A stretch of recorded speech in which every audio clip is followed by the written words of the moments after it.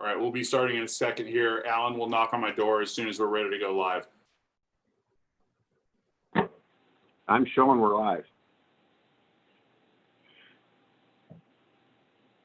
Hang on one second. Yeah, me too.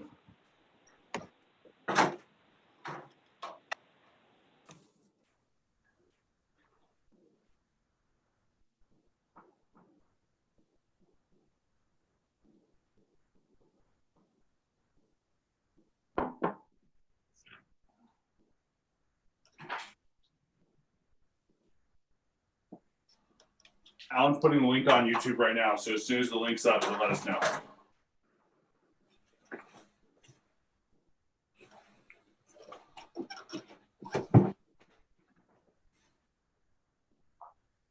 Thanks everyone for being able to join today. I really appreciate it on short notice.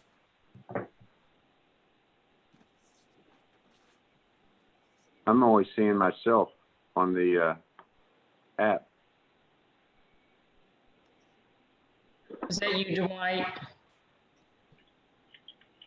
If you're on your phone, you'll only be able to see like a couple people. Yeah. You have to swipe. We're ready to go. Okay. We're ready to go to the hospital, so we're leaving. And my cell phone is. Okay.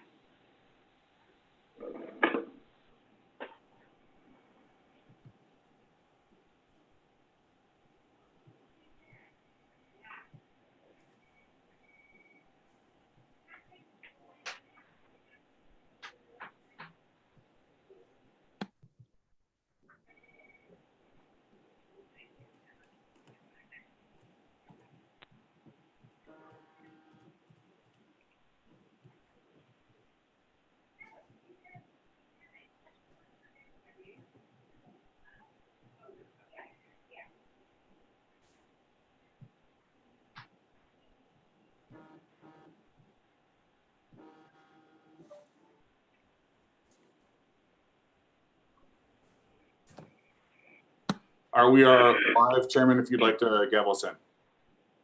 Yes, this is Ben Chandler. I'm the chairman of the State Board of Elections here in Kentucky. This is a special meeting on June the 22nd, 2020, the day before the primary election. I'll call this meeting to order. It is apparent that we have a quorum. We have with us today members Corey Skolnick, George Russell, Deanna Brangers, Sherry Whitehouse, and Dwight Sears and James Lewis, as well as myself. We also have with us ex officio member, Secretary of State Michael Adams, and we have the president of the County Clerks Association, Renisa Abner from Henderson County, Kentucky. We also have with us members of the staff, Director Jared Deering, Assistant Director Karen Sellers, and Sheila Walker, the secretary. We have one issue that we need to deal with today, and that is a modification of the administrative regulations. You all should have before you two new proposed sections, sections 20 and 21. This has to do with the handling of absentee ballots in counties around Kentucky. And Mr. Director Deering, if you would please explain that, we would appreciate it. Certainly. Thank you, Mr. Chairman. Thank you for the board members to be able to come together at the day before the election. I know it's your interest to make sure that we get this right for all voters, and I think that's what our intention is today, to modify some of the admin regs to kind of close up some of the loopholes to make sure everyone has a free, safe, and fair election. We are not getting, I want to preface this by saying we are not getting major reports of voters having not received their ballots. There are some, a lot of those individuals are individuals where they either applied at the deadline. Those ballots have all been sent out. So all ballots have now been sent out at this point and are in transit. So some of the calls that we've gotten are from voters wondering where those are coming in. We also know at the beginning of this process, there was a large volume of applications that came in. To get over that hump of the mass scale of applications that came in, it took a lot of the counties at least a week or so, plus in some circumstances, to be able to mail those out. So there was some concern from the voters that they wouldn't get their ballot in time. Like I said, those ballots have now come out, and we're not hearing major complaints coming in from voters of not having received their ballot. However, that being said, because we want to make sure that every ballot is counted appropriately and that every voter has an opportunity, we want to amend some of those, the admin regs, to make sure we accommodate for that as well. So today there are two things before the board. The first is making sure that any parcel that is sent to the wrong location, and again, this is very, very few, but we do know from other states, this is a normal process. That if a ballot is mailed back to USPS, they are getting delivered appropriately and correctly. But however, there is still always a very, very, very small few number of ballots that can be misplaced and sent to a wrong clerk's office.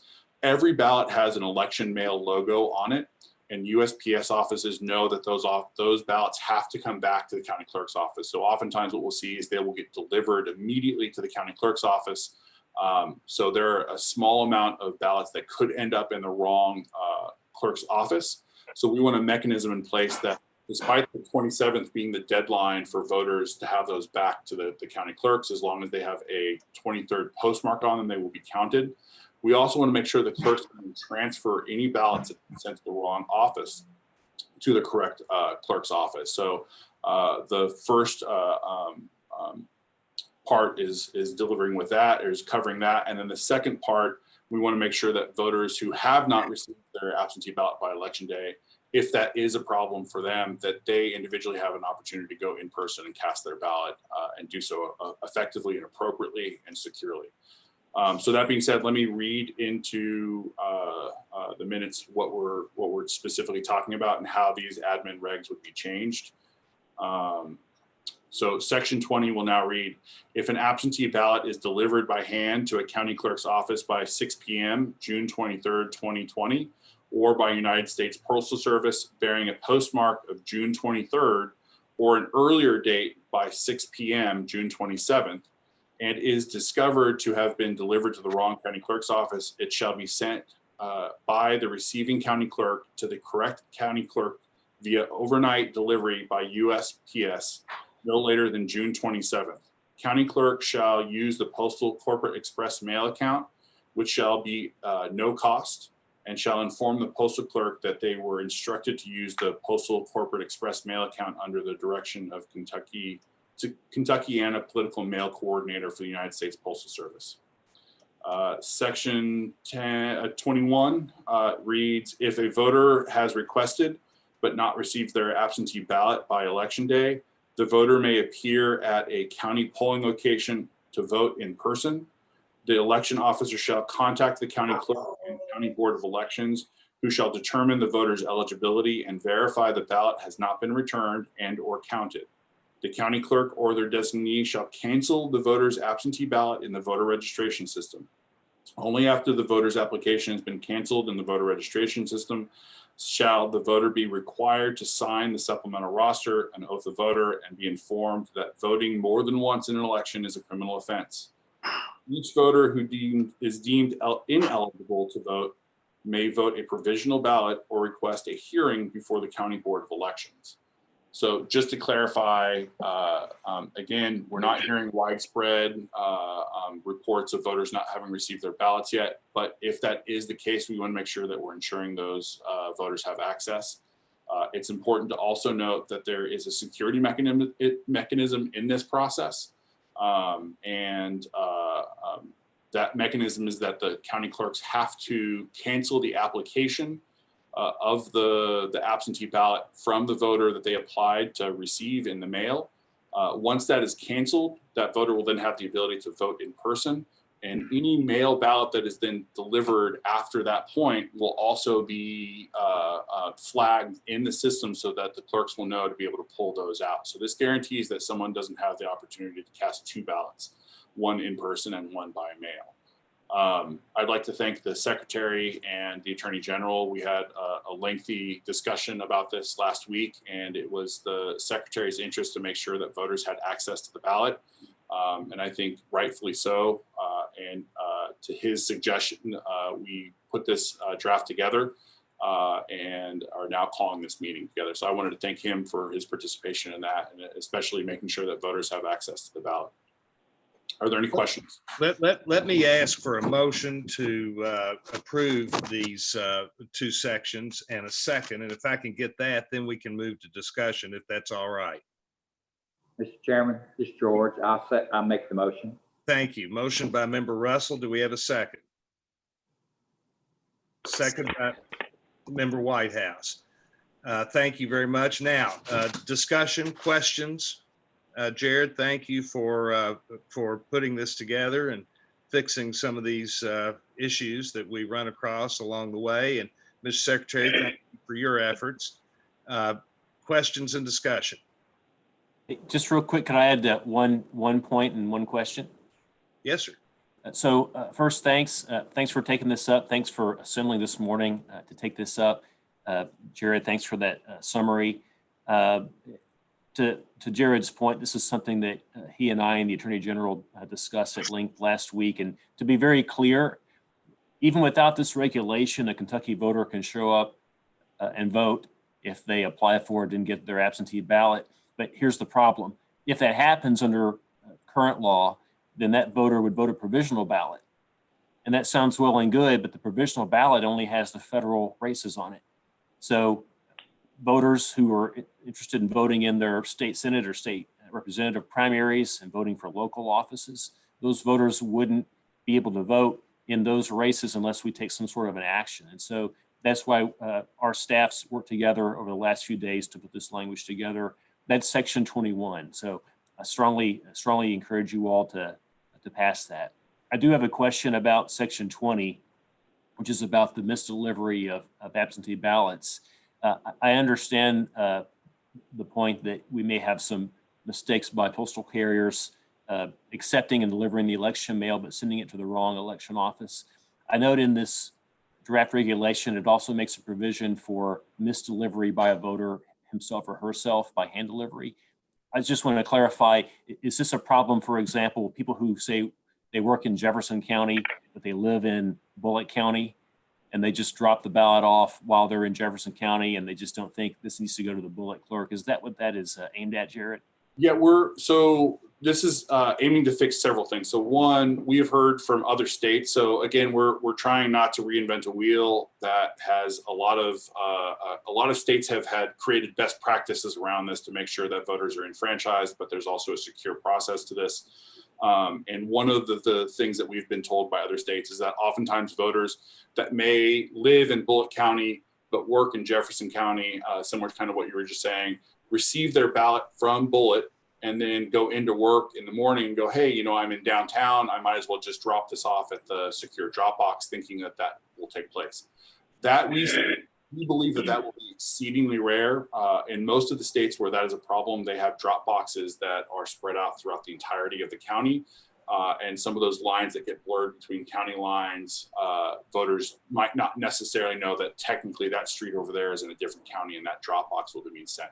In Kentucky, per the admin regs, those drop boxes have to be at the courthouse or the county clerk's office. So it makes it a little harder in our circumstances, but we want to make sure that if that is the case, that those voters can return those and know that those ballots will be counted effectively. The problem that we will see and have seen already is that from time to time, and again, this is exceedingly rare according to the scale of how many ballots are being mailed, but that from time to time, a ballot will be received from one county clerk in a different county that has been mailed out. So a lot of the ballots have to go through different counties, especially when they are in surrounding counties to Jefferson, will all be processed in the larger facility in Jefferson and sent back out to those counties. We know that mail has stickers on them from other parcels and other envelopes. Oftentimes those adhesives can stick, and then that ballot now gets sent to the wrong county clerk. We are not finding that the ballots are being lost. And again, this is an exceedingly rare process or problem. We also want to guarantee that every vote will be effectively delivered. And so this will just sync up that ability to be able to do that from county to county processing. Who does that? Our road downstairs, and they take it Do we have any other questions? We have the president of the County Clerks Association with us today, Renisa Abner. Renisa, do you have anything to add to this?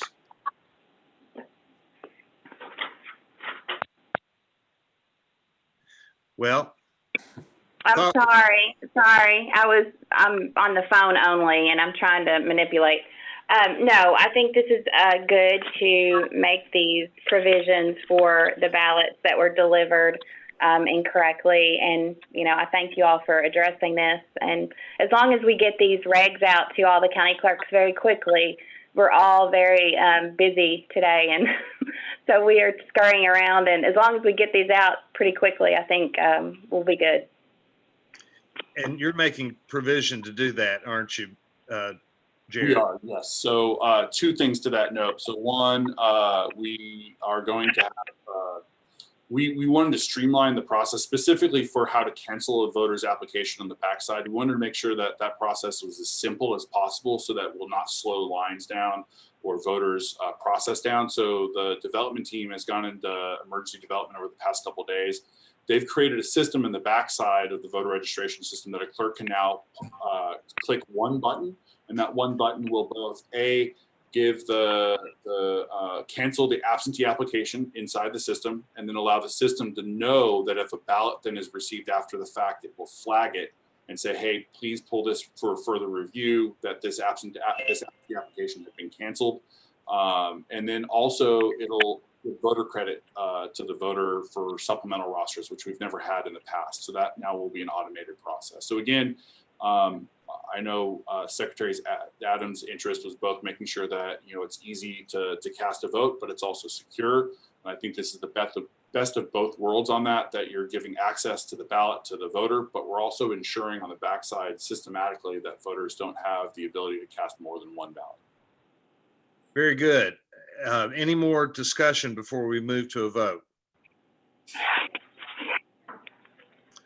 All right, hearing none, all in favor of approving these two regulations, please vote aye.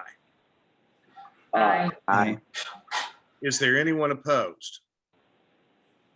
Hearing none, regulation passes unanimously. Thank you.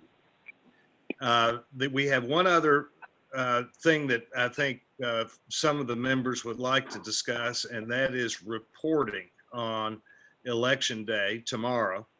There seems to be some confusion about how reporting the results of the election may or may not take place. And George Russell, I think you wanted to discuss this to try to make sure that we have some consistency in the reporting as best we can. Yes, sir, Mr. Chairman. A couple of things. One, I think the staff and or secretary or joint both need to, in detail, explain to the media and the public how tomorrow night they will not get the results. And the results will come in, it looks like, what my understanding is, on the 30th. That's where all the mail-in results will come in. Certain counties may be earlier in that, but the 30th will be your mail-in ballots will be counted. What I do not know is it will be on our reporting system as the public is used to in the past, or how?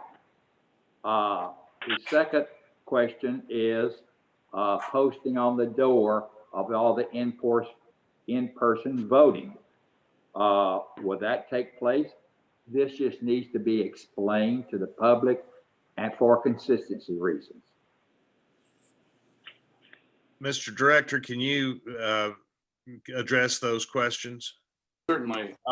So as of right now, George, the first part of your question, or rather the second part of your question is any in-person voting that takes place on election day per normal KRS, the clerks will have to print the election tapes at the end of the day and take those tapes and tape them to the door or window of the polling location from which they came from. That is a normal process that happens every election, and we're still requiring that for county clerks. We have sent out an advisory to clerks letting them know that that is still in place. and they're required to do that on election night. Now, Jared, can you please be very clear about what results will be posted on election day? Certainly, those will only be in-person votes that took place at that polling location on election day on June 23rd. So any votes that were early in-person votes will not be on those totals. Any mail-in absentee ballots will not be on those totals as well. The only thing that will be posted on those doors will be the in-person vote totals for that location on that day only. And just to be completely clear, that is likely to be a minority of the votes. Very much so. More votes not reported on election day than are reported. Yes, that's clear. And just so to give some context to that, we are currently at 883,000 applications for mail-in absentee ballots right now. That number in itself will exceed all of the presidential primaries we've had in the last 4 years, or last 8 years rather. And it also exceeds most of the primaries we've had in any election up to this point in the last several years.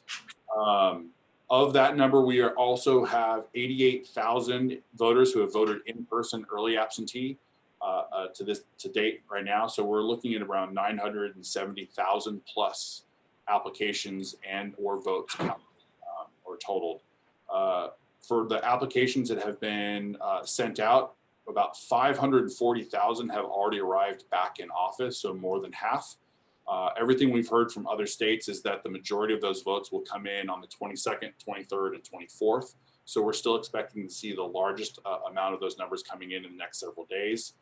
And counties will continue to count those and scan those into the processing system as they arrive, as they're capable.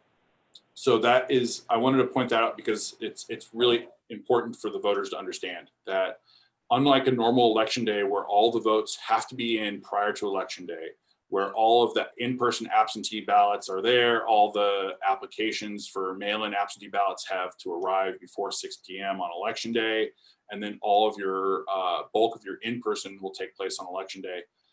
It's much easier for the clerks to be able to process those in a timely manner and be able to effectively put out election results that are not official, right? But they are at least a tally of where we sit at the end of election night with still some more votes to be able to process through.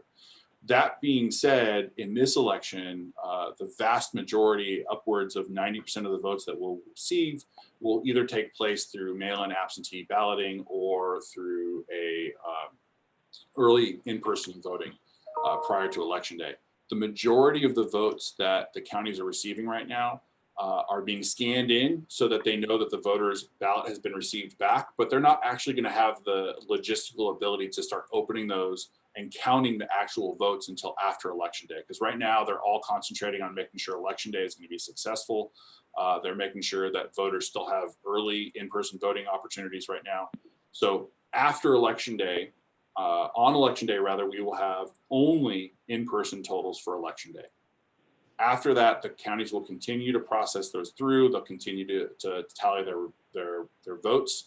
And then on the 30th, all of those votes will be counted and tabulated and will be sent to the Secretary of State's office. And the Secretary of State will have the opportunity to be able to announce those first and foremost, at which point the state's election night return system will then go on so that people can look at those for themselves. Excuse me, who wants to, is that you, James? Yes, it is. Okay. Okay.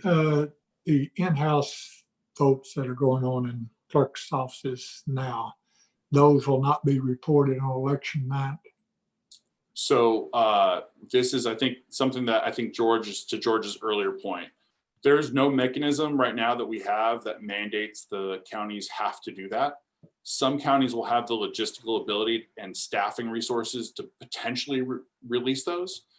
Some counties will be doing everything they can to make sure that election day is successful, that they have as many of their staffing resources are focused in on that. and might not have the ability to stop all of their systems and tally those systems and then aggregate them and then release them.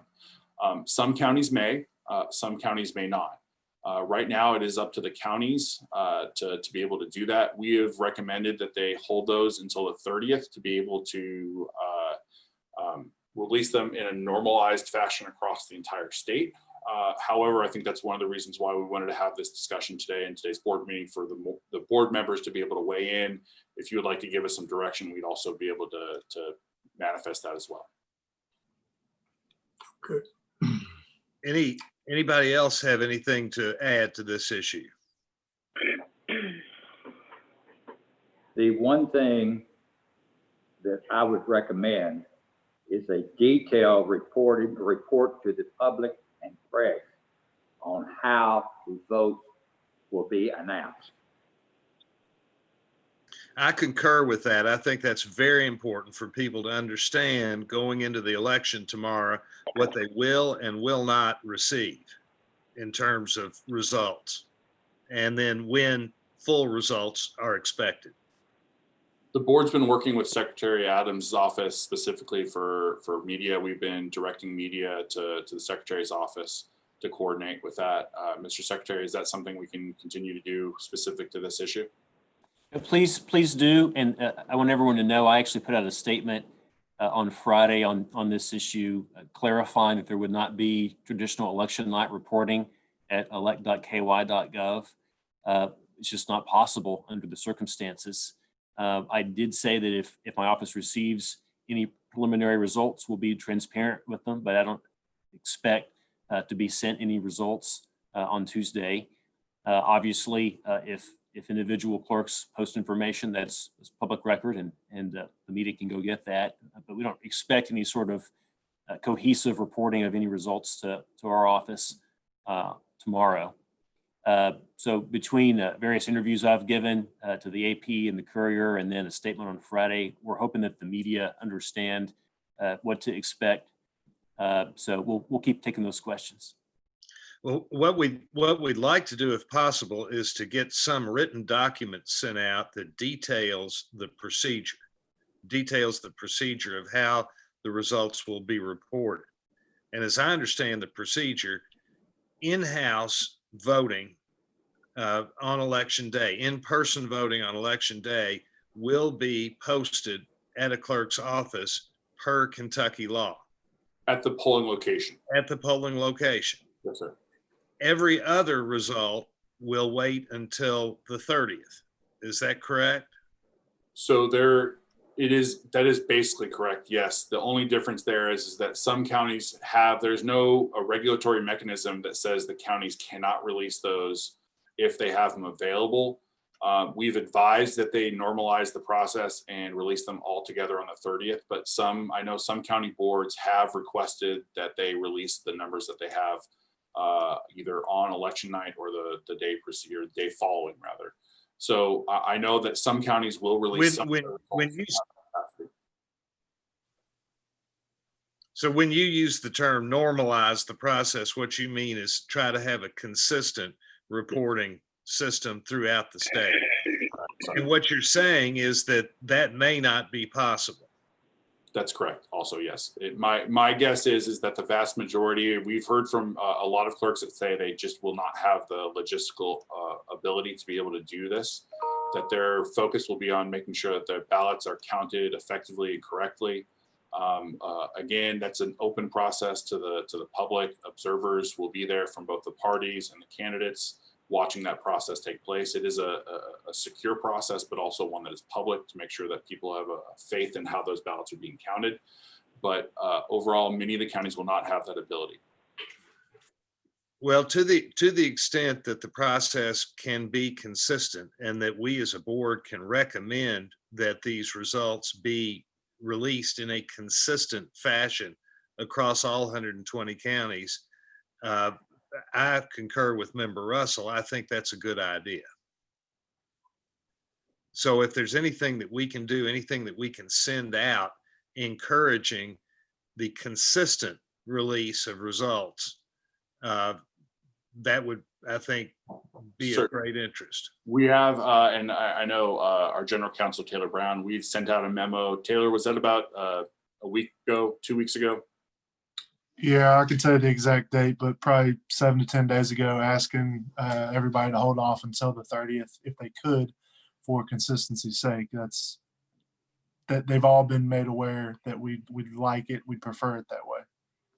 However, again, the counties are their own jurisdictional authority in many rights, and having county control and county ability to be able to determine their own processes, that's still something that is available for them. But again, we will continue to urge them to have a process that's consistent across the state, in which they tape the election day results on the polling locations and then release everything on the 30th, first to the Secretary of State's office through the appropriate channel, and then also upload those to our election night return system. So again, to be clear, what we're expecting on election day is only in-person voting that takes place on election day. And because we have had such a robust absentee voting effort and result in this election, it will be a minority, a significant minority of the votes cast, of the total votes cast. So any result that is released on election day is unlikely to be a result that anyone can think is even remotely close to being final. That's correct. Member Russell, do you have anything else you want to say about this? I have one additional question. Election night reporting system, will that be utilized at all? We will use that on the 30th. Once the secretary has all the SBE 49 forms have been delivered to his office, he will let us know when they have all been aggregated, and then we will place the election night returns on our normal website. Will there be a particular time on the 30th when all election results, final results, will be released? Per the admin regs, we've requested that 6 p.m. that the counties return those to the secretary's office by 6 p.m. Eastern time. I believe, I'm sorry, Taylor, is it Eastern or local? I apologize. It's local. Okay, local, sorry, I apologize. So in order to get those results out to the public, I assume the State Board of Elections will be working with the Secretary of State to announce final results on the 30th. Yes, and we will wait for the secretary to make his first announcement, and then as soon as that takes place, we will release the portal to go live. Very good. And then the certification is due when? I believe that is, we'll have that discussion tomorrow's meeting, but I believe it's scheduled for the 13th as of right now. Okay.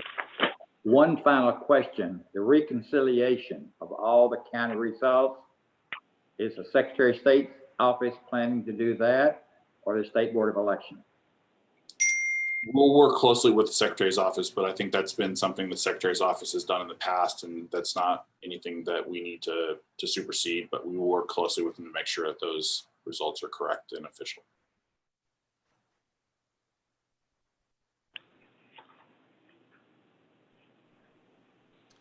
All right. If there's no other discussion, excuse me, Dwight, is that Member Sears? Did you have something to say? Thank you, Mr. Chairman. And I agree. I concur with Member Russell there. Jared, is it possible to put out just a generic, quick bullet point form that we can share throughout different social media links that basically highlight, okay, polls open at X, polls close at X, in-person votes will be placed afterwards, somewhat of the expectations, Yep. and then when the official results will be posted. I mean, if we can just do a bullet point and then get something out and try to share it as much as we can through all the local links.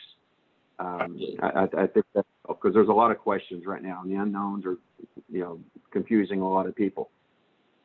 I think that would be a really good idea, to the extent that we can make this as transparent as we can to everybody. That'd be great. I understand that in this day of rampant misinformation, it's not the easiest thing in the world to do, but to the extent that we can get these timelines out very clearly, it would be helpful. Absolutely. We'll And have make that. sure one of those bullet points actually state when the absentee votes will be reported. Absolutely. Mr. Sears, thank you. And another statement, due to the tremendous volume, this is the procedure we'll follow. Yep. I think that's, I know there's some reports out there from individuals claiming that, there's 600,000 people voting in one polling location in Jefferson County alone, and other instances like that. There's a lot of misinformation on social media right now. I think it's important for the general public to understand that this is already a record-breaking turnout for a primary election in the Commonwealth, that we've allowed for voters to have multiple access points to the ballot, to have that access both to cast their ballot, but do so safely and securely. I think that's important for people to understand, and that tomorrow the expectation is that there may be some lines. That's not avoidable. That's every election that we've ever had has had lines, but the hope here is that we've relieved as much of the stress and pressure off of the election day system by having people avail themselves of the absentee ballot and in-person voting. I'll also remind everyone that in-person voting for absentee voting is still taking place today in county clerk's office, and you should avail yourself of that. That's if you want to make sure that you don't wait in line, then contact your county clerk today and find out where they're having in-person voting today. Jefferson County specifically is taking in-person voting all day today until 4:30 p.m. There is no appointment necessary. And you will have access to those polls. It's my understanding there's been no lines all week, and they've had thousands of people cast a ballot already through that location. That location itself is 4 football fields voting, and there's a lot of capacity there for people to be both indoors and also effectively social distance. So it's important. They'll also be running free bus lines all throughout Jefferson County. They've also increased the number of buses that will be taking people to the polling location. Every half hour, they'll have a bus line that's going from downtown to the polling center at the exhibition center. I'd like to specifically make the point that very far from trying to suppress the vote, this board, this state board, the Secretary of State, the county clerks, and everybody involved in the election process is trying to make it easier to vote. We're trying to make sure that people have many opportunities to vote. Individuals across the state have been afforded several different ways to vote over a much longer period of time. And we expect that the result of that will be a record number of votes cast. So we're very, very, very hopeful about the result of this election. And we feel like we have tried to encourage voting in whatever way we possibly can, given the fact that we're dealing with a pandemic, which is what's required us to be in this situation to begin with. With that, is there anybody else who has anything they want to add before we adjourn? I'd like to compliment all the county clerks and their deputies in the state. They are going through something that they've never been through before. And they have been very flexible and under probably difficulties, had to make a lot of decisions. So, and different counties have met this in different ways, and the flexibility. And I just wanted to compliment them. That's excellent. I think we all agree with that.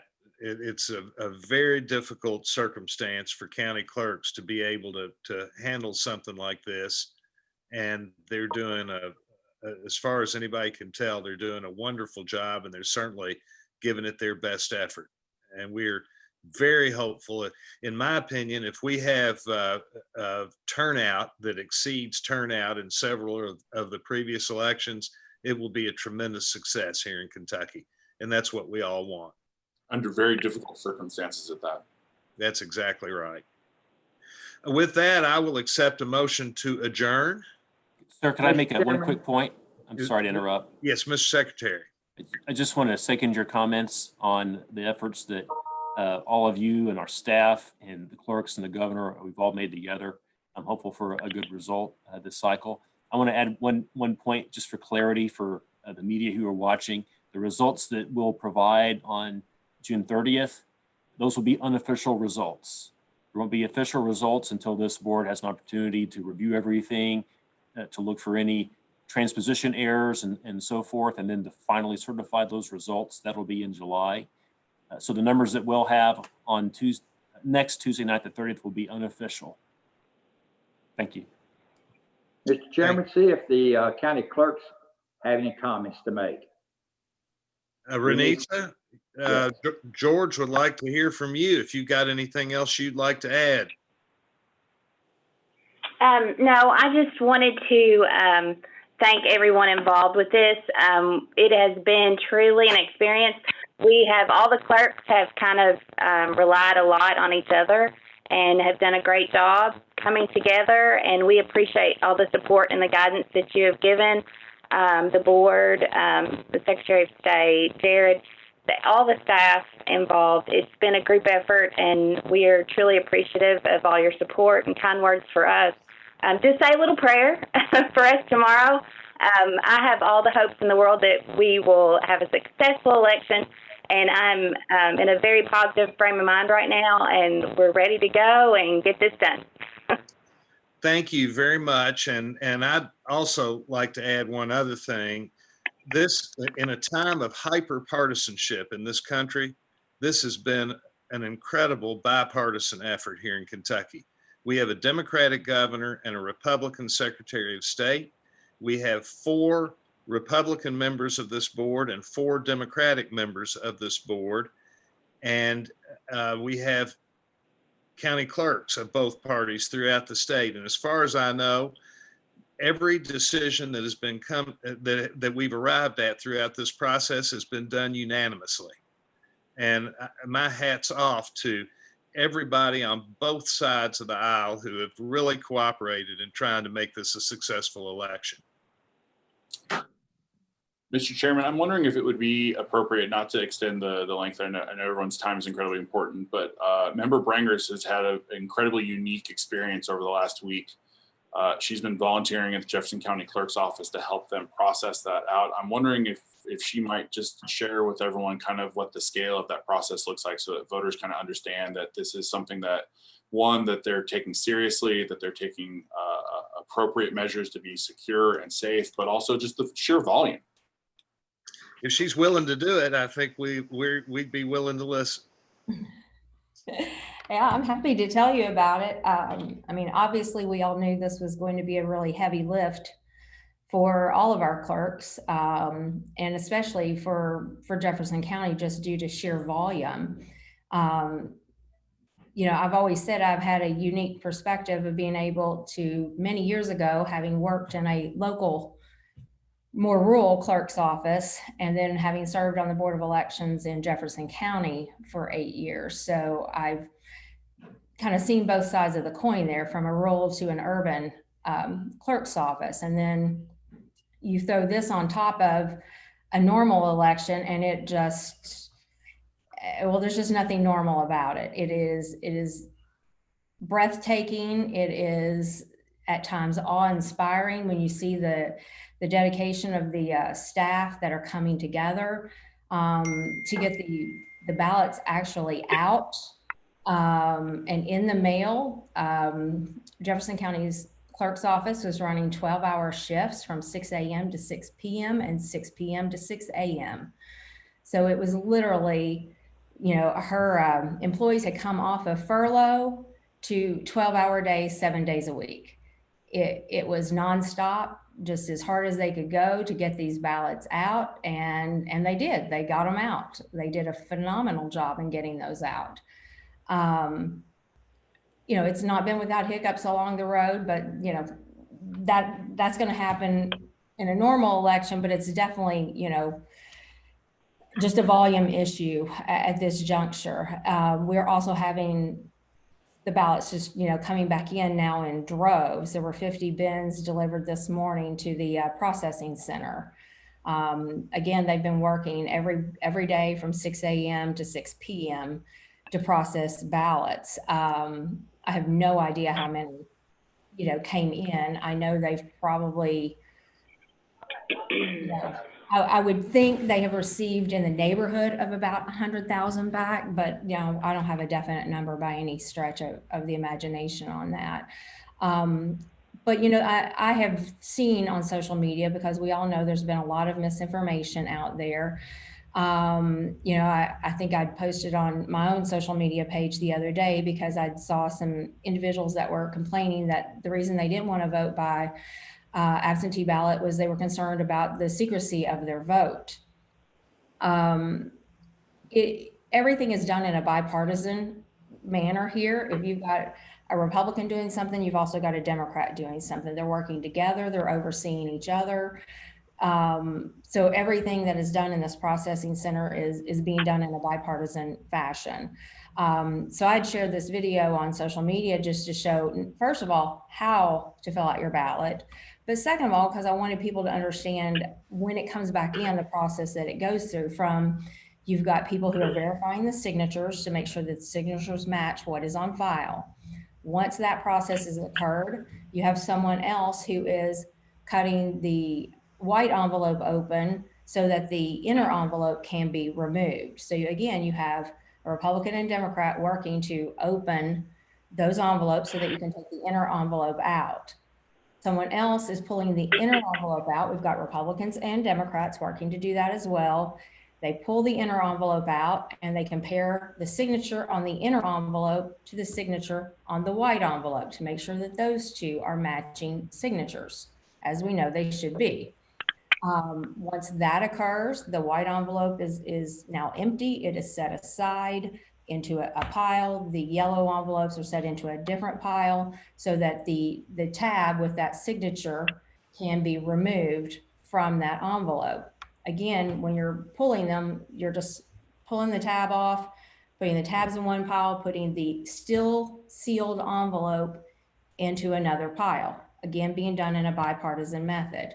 Once those are separated, those tabs are put into boxes. You now are left with envelopes with no identifying information on them. Those are at that point opened, slit open, and the ballots are removed from them and the ballots are put into a pile. And we pile them up until we put them in boxes that are locked boxes. They have 2 locks on them, where they will stay until it is time to run them through the machines. And literally you're just filling up boxes upon boxes upon boxes upon boxes. It is an overwhelming process. And that's what is happening from 6 a.m. to 6 p.m. right now. And I expect the volume is going to get really heavy over the next few days here in Jefferson County. I'm not sure if they'll end up having to add a second shift just to actually meet the volume, but it is impressive in scale. It is, it definitely makes me feel good, not only to be able to be here to assist them, because as Jerry can tell you, I've spent a lot of time on the phone with him as we've had lots of conversations over lots of different issues, just trying to, we want to make sure that the voters' experiences are good. We want to make sure that there's security in the system, that, everything's being done by the book, the dedication of the staff, Republicans and Democrats working together. It's been hard. I've been here at 6 a.m. every morning, leaving at 6 p.m. every night. I've been doing that for over a week now. But I have to tell you, it just feels so good to watch the bipartisan staff working together to make this happen. And it is an exemplary process that I wish all the voters could actually truly understand. There are so many safeguards into our process to make sure that your vote is not only secure, it is private all the way up until the end. Thank you very much for that explanation, Member Brangers, and thank you for all your hard work throughout the process. I think that explained it very, very well. There are thousands of dedicated Kentuckians out there working very, very hard to make sure that this is a successful election. And we as a board, I know, are extremely appreciative of all their efforts. With that, if no one else has anything to add, I will entertain a motion to adjourn. And we will see everybody tomorrow morning, or some of us. We will come back into session tomorrow morning at 6 a.m. And we will be essentially in session all day long. Do I have a motion to adjourn? So moved. Motion by member Brangers. Do I have a second? Second. Second by member Whitehouse. All in favor, please say aye. Aye. Very good. We are adjourned. Thank you all very much.